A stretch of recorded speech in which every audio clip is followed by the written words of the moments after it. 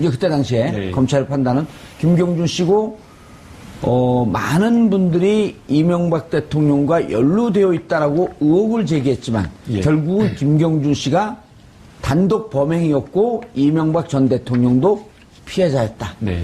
이 구도로 검찰을 판단한 거 아닙니까? 예, 맞습니다. 그래서 이명박 씨 전 대통령이 실질적으로 관여돼 있다라고 의혹을 제기한 사람은 명예훼손이다. 네. 허위사실에 의한 명예훼손이다. 이렇게 간단하게 봐주면 전체 구도가 맞는 거죠? 네, 맞습니다. 예. 그런데 재밌는 게요. 보통 가석방이라는 것도 있어요. 가석방이 안 되는 죄목은 딱 지적되어 있잖아요. 네. 예를 들어 조직폭력배, 네. 성범죄, 성폭력범죄. 성폭력범죄, 네. 마약 사범도 가석방이 안 되나요? 마약 사범도 안 되는 것으로 알고 있습니다. 예, 마약 사범. 네. 그런데 이건 주가 조작 사건이란 말이에요. 경제 사범. 네. 가석방 대상 되는 거 아닌가요? 이제 김경준 씨 같은 경우에는 주가 조작 사범이 아니라 예. 정확히 말하면 횡령으로 사실은 처벌을 받았습니다. 횡령, 예. 그래서 이제 만기 출소를 하게 되었는데요. 만기 출소도 이례적이지 않아요? 이제 사실은 뭐 이례적인 점도 있고 예. 거기에 또 더하게 되면 이제 사실은 또 출국 자체가 조금 더 이례적입니다. 왜냐하면 그 출입국 지금 이제 만기 출소를 했다고 해서 출입국 관리사무소에서 반드시 이 김경준 씨를 강제 퇴거 조치를 할 필요는 없습니다. 예. 출입국관리법 46조에 그 조항이 나와 있는데요. 금고 이상의 형을 받게 되는 경우에는 출입국 심사를 한 다음에 이 외국인을 대한민국에서 강제 퇴거 조치 명령을 내릴 수 있다라고 예. 되어 있는 겁니다. 알겠습니다. 네. 지금 저희가 말씀 나누고 있는 와중에 박범계 전 의원이 아니라 현 의원이 김경준 씨를 면회했어요, 오늘. 네. 한번 연결을 시켜갖고 말씀을 좀 들어보도록 하겠습니다. 박범계 의원님? 네, 선배님 안녕하세요. 반갑습니다. 예, 오늘 또 교도소를 찾아와서 뿜으셨어요? 아유, 품을 수가 없는 일이죠. 예. 선안교도소 갔다가 거기서 악수만 나누고 이제 청주에 있는 외국인 보호소로 따라가서요. 예. 거기서 1시간가량 특별 면담을 가졌습니다. 예. 오늘 왜 가셨습니까?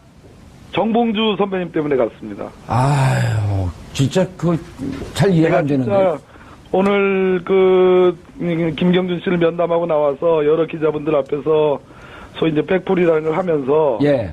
마지막 제 말씀이 정봉주 전 의원께서 이 건으로 실형을 선고받고 만기 출소 안 했냐. 예. 정말 가슴이 미어진다. 예, 그런 얘기를 했고요. 예. 진실을 규명하기 위해서 정말 제가 궁금한 부분이 있었거든요. 그래서 그런 부분을 좀 들어보려고 만났습니다. 예, 무슨 궁금한 점을 여쭤보셨나요?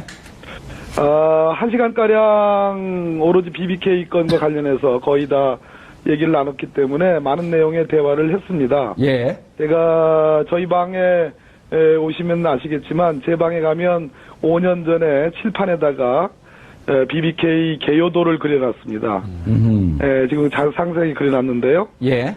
나름대로 준비도 하고 파헤쳐보려고 노력을 했는데 제가 갖고 있는 의문점 한 5가지 정도에 대해서 김경준 씨에게 물었고 김경준 씨는 거기에 대해서 속 시원하게 말씀을 했습니다. 다만 이 사건은 아시다시피 2번에 걸쳐서 검찰과 특검 조사가 있었고 무혐의를 이명박 전 대통령에 대해서 했기 때문에 제가 김경준 씨와 약속하기를 소송 기록 일체를 제가 공유하고 그 기록을 다 검토한 뒤에 결론을 내린 다음에 이 부분에 대해서 구체적인 내용을 밝히자 이렇게 되어 있는 상황입니다. 그런데 김경준 씨가 그중에 하나만 좀 미리 말씀을 주시면 김경준 네네. 씨가 BBK와 관련해서 이명박 전 대통령의 것이다라고 하는 것을 입증할 만한 증거를 갖고 있다. 이런 내용의 얘기가 좀 나왔었나요? 본인이 형사 책임이 있다고 한다면 이명박 전 대통령에게 당연히 책임이 있는 것이고 책임을 인정할 수 있는 근거들이 있고 저는 그것을 유죄를 인정할 수 있는 근거들로 저는 해석을 했고요.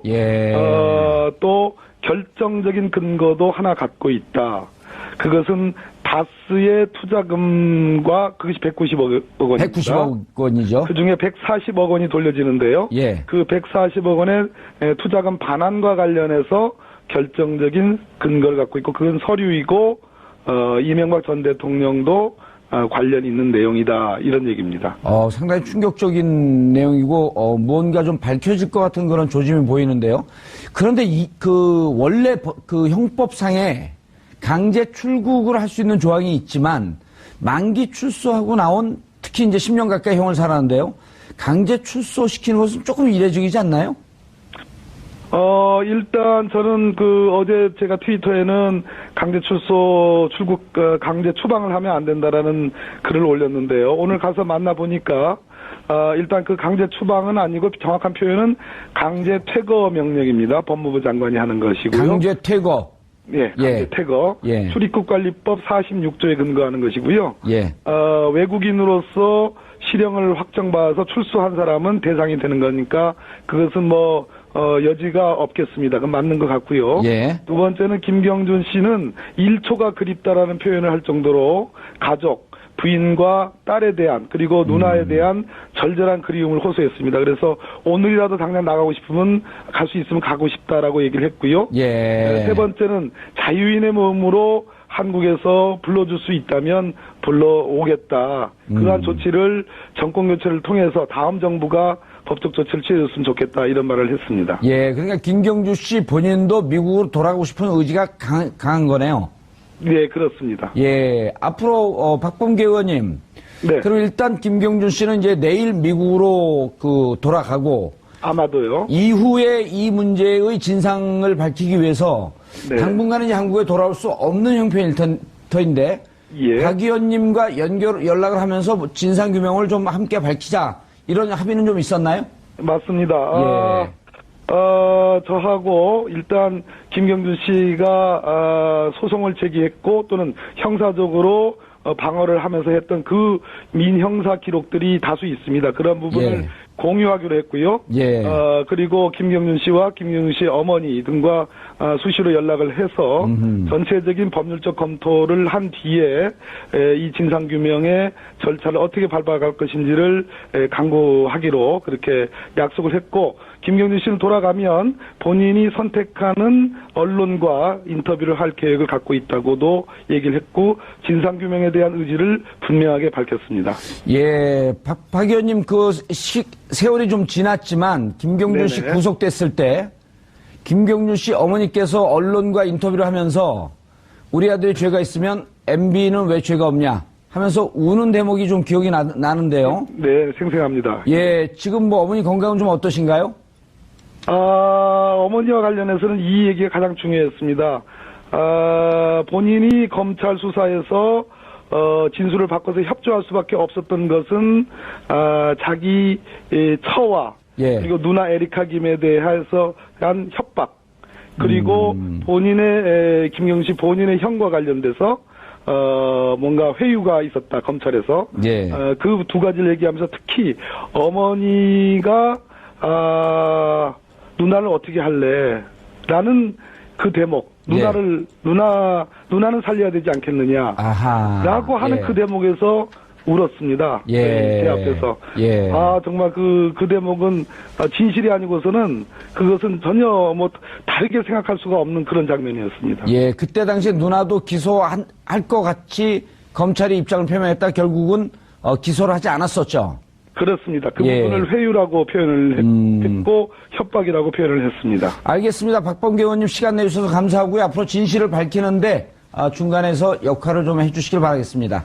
네, 감사합니다. 예, 감사합니다. 꽤 짧은 시간인데 최진봉 교수님. 예. 많은 얘기가 나왔네요. 그러니까요. 이 190억 얘기는 우리 시청자분들이 조금 혼동할 수 있는데 그 BBK에 투자하는 돈. 예. 아까 이제 고재열 기자님도 얘기했지만 다스라고 하는 회사에서 190억이 투자가 됐단 말이에요. 그렇죠. 예. 요걸 조금 설명 좀 해주시죠. 예. 투자가 됐는데 예, 그 돈이 어떻게 나온 돈이고. 예. 실제 이게 어떻게 나온 돈이냐면 예. 이것도 이제 또 공격을 할 수 있으니까 예. 설을 말씀을 드릴게요. 설을 말씀을 드리면 도곡동 땅을 판 돈. 예, 설. 썰이라고 해야지 좀 금방 탁 꽂히는데. 썰을 말씀을 드리겠습니다. 그러니까 도곡동 땅을 판 돈, 그거를 30분 만에 사실 여기에 투자가 됐어요, 이 돈이. 그거 좀 이해가 안 되는 거잖아요. 그 도곡동 땅은 다스 소유의 땅이었었나요? 그렇죠. 다스가 투자했다면 도곡동 땅을 팔았는데 예. 이 도곡동 땅이 실제로는 이상은 시거였나요? 근데 그렇게 제가 알고 있는데 예. 맞나요, 고재열 기자님? 제가 알기로는 그렇게 알고 있는데, 그 틀릴 수도 있습니다. BBK 전문가께서 알고 계실지 모르겠지만. 어쨌든 그래서. 일단 의혹이니까. 의혹이니까요. 예. 그러니까 MB가 이명박 전 대통령과 관련돼 있는 땅을 판 돈으로 30분 만에 BBK에 투자가 된 거죠, 이 예, 돈이. 형 이상은과 처남. 예. 공동명의로 되어 있던 공동명의로 땅이죠. 돼 있는데. 예. 그러니까 사실은 좀 의혹이 생기는 거죠. 이 돈이 어떻게 갑자기 팔아서 30분 만에 이 돈이 BBK에 투자가 되고, 예. 거기서 또 지금 말씀하신 박범계 의원 얘기를 들어보면 그 중에 일부를 돌려준 거잖아요. 지금 이명박 예. 전 대통령한테. 그러니까 투자된 돈이니까 돌려준 거 아니겠습니까? 예. 그렇다고 하면 또 오늘 박범계 의원께서 아까는 말씀 안 하셨지만 인터뷰한 내용을 보면 실제 김경주 씨가 어떤 증언을 했냐고 언론에 보도가 되냐면 50대 50 정도로 소유를 하고 있었다라고 얘기하고 있어요. 그러니까 이명박 전 대통령 측과 본인이 50대 50 정도로 BBK를 소유하고 있었다. 아, 공동 소유다.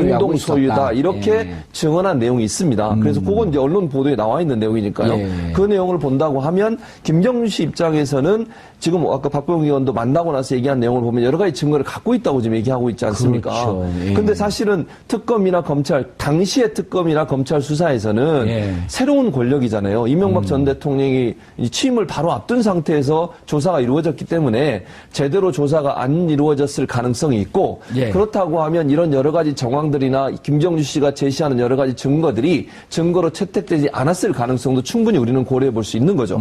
그래서 다시 조사를 해야 된다는 거예요. 예. 그때 당시에 조사가 제대로 안 된 부분을 만약에 새로운 정부가 들어서면 아하. 어떤 형태로든 김경주 씨를 다시 입국을 시켜서 그분의 증언도 듣고 그분이 제시하는 증거가 정말 신빙성이 있는지 없는지를 다시 조사할 필요가 있어요. 새로운 권력 앞에 검찰이 무능한 모습을 보여줬을 가능성을 우리가 전혀 배제할 수 없는 상황 아니겠습니까? 예. 곧 취임할 대통령을 단죄한다는 것이 검찰로서는 부담이 됐을 것이고 또 그 당시에 김경주 씨나 아니면 어머니 아까 우는 모습도 말씀하셨는데 예. 이런 여러 가지 상황들을 봤을 때는 그 당시에 특검이나 검찰의 조사가 정말 우리가 속 시원하게 사실을 그대로 밝혀내는 데는 한계가 있었다. 예. 이렇게 볼 가능성이 높다고 볼 수 있죠. 김 변호사님, 예. 단적으로 제가 왜 그때 검찰의 수사와 특검의 수사가 이상한지라는 걸 좀 설명을 드리고 싶은데요. 그게 핵심 포인트. 네, 왜 그러냐면요. 그것도 의혹이죠. 네, 의혹인데요. 예, 근데 참 밝히고 이상합니다. 얘기해요. 예. 그러니까 아주 비근한 예를 들면요. 예. 예컨대 뇌물죄와 관련해서 일체의 어떤 증거가 없어도 뇌물을 줬다라고 하는 그 사람의 진술이 있으면 사실은 그것만으로도 검찰이 수사를 해서 기소를 하는 경우가 있습니다. 그렇죠. 그런데 지금 김경준 씨 사건 같은 경우에는 BBK와 관련해서 이명박 전 대통령이 BBK를 실제 공동 소유했다라고 진술을 한 겁니다. 그러니까 사실은 어떻게 보면 김경준 씨가. 예, 그렇죠. 예. 김경준 씨의 진술만으로도 그것이 굉장히 유력한 증거가 될 수 있는 거죠. 그리고 그 진술뿐만 아니라 여러 가지 정황들이 나온 겁니다. BBK가 처음에 설립됐을 때 자본금이 5천만 원이었는데 투자금을 30억을 투자를 받습니다. 그리고 그 이외에 굉장히 빠른 시일 내에 한 600억 원 정도를 투자를 받는데요. 이게 또 재미난 것이 전부 다 투자를 한 삼성생명이라든지 여러 가지 회사라든지 이런 것들의 대표이사나 사장들이 전부 다 고려대학교 동문입니다. 고려대학교 동문 생각하면 딱 떠오르시는 분 있으시죠? 이재화요. 예, 바로 이명박 전 대통령이 이명박 전 대통령이다. 이명박 전 대통령인 겁니다. 예, 그러니까 이재화만 생각이 나, 이재화 변호사만 생각이 나갖고 이명박 대통령 고대 출신인 겁니다. 아, 왜냐면 우리 청취자분들이요. 고대 동문에 대해서 박지 않기 때문에 잘 몰라요. 예, 물론 이것만으로는 의혹이 아닐 수 있다라고 이야기를 할 수가 있는데 BBK의 심택이라는 회사가 투자를 하고 투자금 30억을 돌려받지 못합니다. 그 과정에서 그 심택이라는 회사가 돌려받기 위해서 김경준 씨에게 고소를 하고 가압류를 하는데요. 이때 단순하게 김경준 씨에게만 고소를 한 것이 아니라 바로 당시에 이명박 전 대통령에게도 함께 고소를 하고 가압류 결정도 이명박 전 대통령의 재산에도 가압류가 된 겁니다. 예. 근데 우리가 가압류를 할 때 그냥 가압류가 되는 것이 아니고요. 변호사가 가압류를 받을 때 다 사안을 파악을 합니다. 그러면 이것은 이 사람한테 가압류를 해도 되겠다라고 하면서 가압류 신청서를 넣게 되는 거고요. 또 역시 법원도 마찬가지로 법원에서도 이것도 이유가 된다라고 판단을 한 겁니다. 예. 그러니까 1차적으로 이미 심택에서 어떤 사실관계를 가져왔을 때에 심택을 대리한 변호사가 한 번 판단을 한 거고 그다음에 그 판단 한 번